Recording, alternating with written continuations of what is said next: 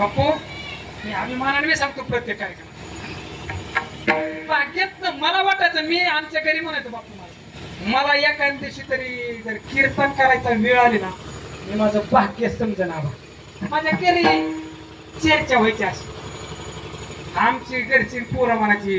आपला धंदा आपला धंदा बस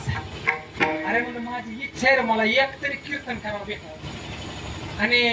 ती सर्व इच्छा तुम्हा सर्व गावकरी मंडळींनी ज्यांनी मला हाताला धरून हित आणले ना त्यांनी ह्या तुम्ही ग्रामस्थ वडिलांचे उपकार तर माझ्यावर भरपूर पण वडिलांपेक्षा जास्त उपकार तुमच्या समस्त थेरवडी ग्रामस्थांचं माझ्यावर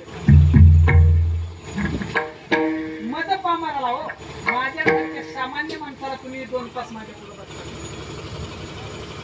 मी काय ब्रह्मव्यक्ता नाही तुमचंच काम करत करत कर्म आहे ते कर्म करत करत 1 तास 2 तास संध्याकाळी आपलं चिंतन मांडतो आणि त्या चिंतनावर बोलण्याचा प्रयत्न करतो तुम्हा सर्व ग्रामस्थांचा आशीर्वाद माझ्या पाठीशी असंच सदैव असू द्या आणि म्हणून हे झालेली छोटीशी सेवा गुणीजन असे टाळकरी मंडळी समस्त गीते परिवार माता भगिनी असतील पुरुष वर्ग असतील आणि मृदुंग सम्राटच म्हणायचं ना का आमच्या काळात मृदुंग सम्राटच होते ना सुनील महाराज पांडुरंग महाराज दोघच होती आता मला धरत होई तयार आणि शेजवली गुरुपासून सगळ्यात 8 दिवस आम्ही आवा सगळे बाहेर राहिलेलो त्या काळात माऊली काकांनी आम्हाला गिरवलंय भरपूर आणि त्या अभ्यासाची शिदोरी त्या ज्ञानाची शिदोरी आमच्या पाठीशी आम्ही त्याचा थोडा उपयोग तुमच्यासाठी केला आहे आणि म्हणून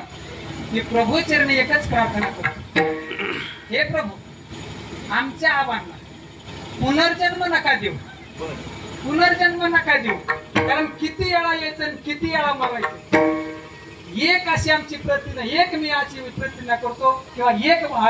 इच्छा तुमच्यापाशी बाळगतो आमच्या आबांना तुमच्या चरणाजवळ आविंद अशी जागा द्या की भावपूर्ण आदरांजली समस्त गीते परिवाराच्या वतीने समस्त थेरवडी ग्रामस्थांच्या वतीने वाहतो आणि झालेलं छोटस पुष्प आबांच्या चरणी